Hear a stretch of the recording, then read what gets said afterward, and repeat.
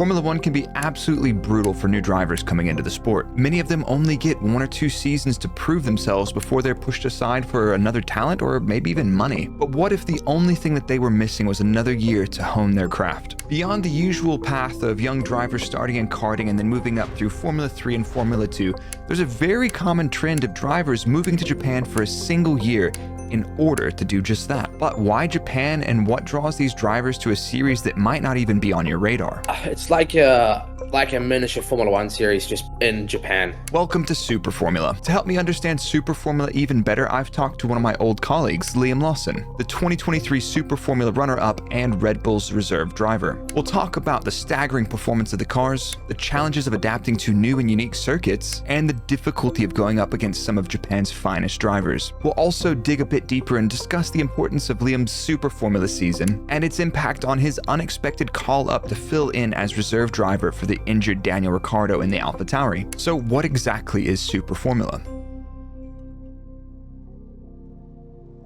Super Formula is Japan's premier open-wheel racing series with its roots dating back to the early 70s. If you had to classify this series, it would be like Japan's own regional F2 series. But why is this series so attractive to up-and-coming young drivers like Liam Lawson? To put it in context, let's start off by looking at Super Formula versus Formula 1 and Formula 2. Here are the overall specifications of the 3 categories. Looking at the stats, Super Formula is by far the lightest car of the 3, but it also has the lowest power. Digging a little bit deeper, the Super Formula car also has the lowest power to weight ratio, but it's not too far off the F2 car. Initially, you might be looking at these figures and thinking, well, Super Formula is obviously a step down from F2, but you would be entirely incorrect. So let's get some insight from Liam about the Super Formula car performance, starting with the engines. F2 to Super Formula, power is very similar. Power is very, very similar. I mean, quite a different delivery. The Super Formula is 2-liter 4-cylinder, quite a small engine, but delivers very similar power. The compromise of power to drag and power to weight is a pretty important compromise, but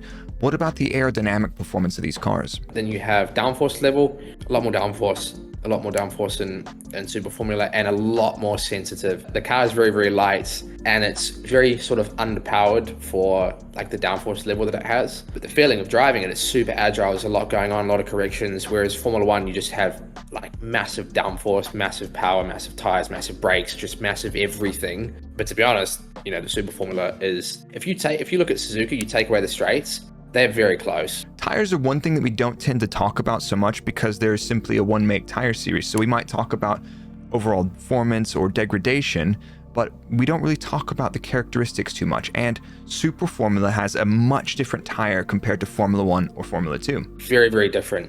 Yokohama versus a Pirelli. The Yokohama it's very unique, has a very stiff sidewall. Once you go over the peak limit of grip, once you reach like the maximum grip that you're going to get out of a corner, as soon as you step over it, you have a big drop in grip. Like there's a very, very big drop. And that's a pretty interesting thing considering the characteristics and way you have to drive the car is honestly quite a bit different to the Formula 1 and Formula 2 car. Another aspect of the series that I was super impressed by is how precise the engineers and drivers had to be with the setup to ensure they were getting the absolute most out of the car. So we're working like ride heights wise, you have to be so accurate, low speed versus high speed, to be reaching your targets, compared to Formula 2 where we never really looked at like aero efficiency and trying to be at perfect level of ride heights and stuff like that. We would use ride heights for rake and things like that, but we wouldn't use it for like getting maximum efficiency out of the aero. And this seems like it's so much closer to Formula 1 in terms of how precise the driver's feedback,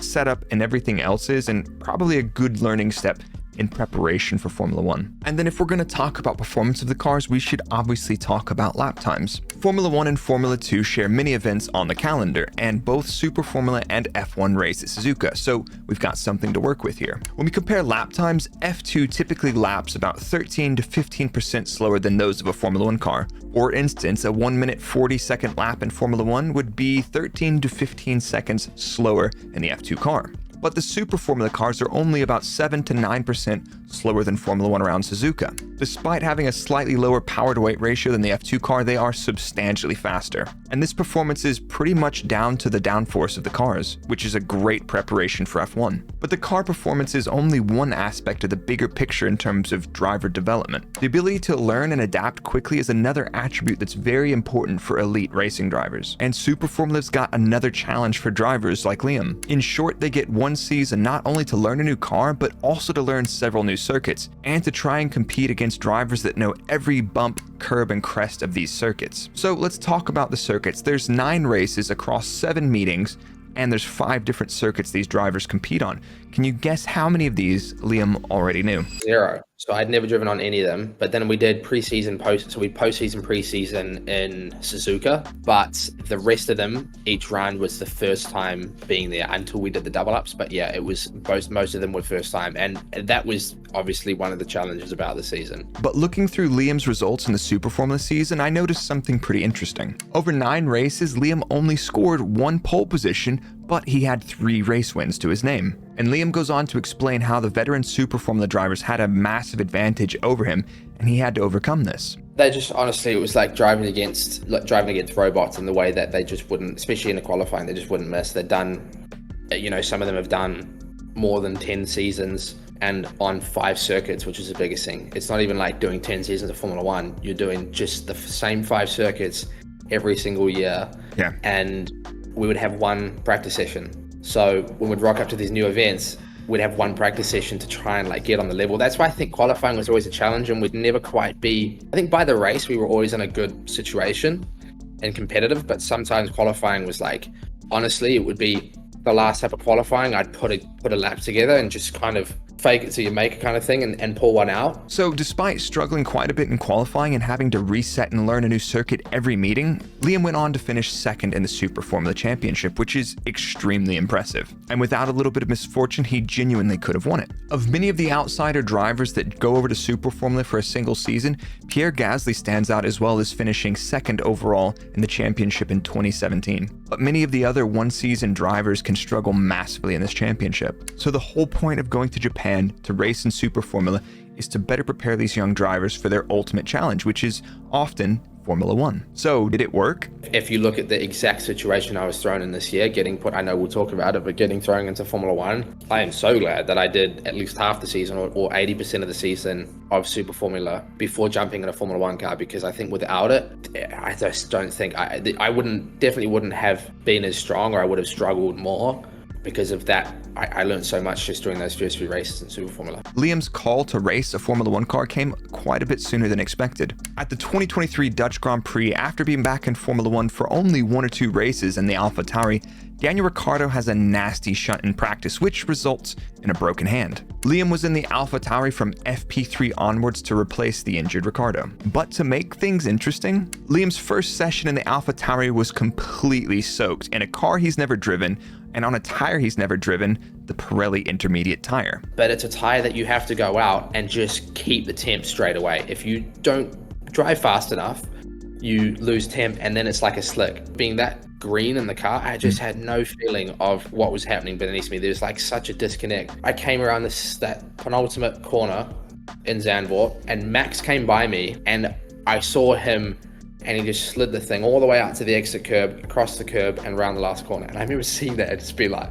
dude, I can't do that. And if treacherous track conditions on a difficult tire to use weren't enough complication for Liam already, Formula One cars are also notoriously complicated from a steering wheel, control systems, and management point of view. But how did Liam come to grips with all these systems so quickly? It's what we spent the whole, from finding out I was driving to driving the car in free practice 3, it's what we basically spent the whole time. Luckily, I had done so much simulator and driven the car in the past with Red Bull, and obviously in the free practice sessions, that honestly, without that, there's just no way. Honestly, that's the trickiest part about jumping into Formula One is actually just operating the car and being able to basically deliver all of the switch changes that you get called, because especially in a race, you get called so many times. Sometimes it's once a lap that you have to do these defaults, and I that was one of the hardest things. Now, I really wanted to know from Liam's point of view, was there anything about Formula One that none of his preparation or training in any other car or series could have prepared him for? I think it's more even the performance level on the body, honestly. The race, I know I did some pretty tough races in the scheme of things, with Singapore, Qatar. I think it's the length of the races, the size of the car that you're driving, and basically the physical side. That's the stuff that was really probably the most tricky. I think you start the season in tracks that aren't quite that level. Like Zandvoort is my neck was falling off, honestly, halfway through the race. And honestly, we know F1 drivers are super fit, but it's quite impressive that the only thing that can prepare you for the physical aspects of F1 is driving an F1 car. After talking to Liam about this, I think it's starting to make quite a bit of sense why Red Bull and other teams are sending some of their young drivers to spend a season in Super Formula, especially when there's a lot of people sat on the sidelines waiting for seats. The performance level of the Super Formula car is superior to F2, and the competition from the other drivers in that series sounds absolutely terrifying. Couple that with the challenge of having to learn new circuits every week, surely this is a very strong test of a driver's skill and adaptability. The clips with Liam in this video were only a small fraction of that conversation they had, so if you'd like to see more of that, be sure to subscribe to the channel and turn on notifications. That video will be published on YouTube next week and live on all your favorite audio podcast platforms on Break F1. If it's already out, it'll be here in these video tags, and if not, check out some of the other content that I've made, maybe some more technical stuff. So hopefully we'll see you all soon.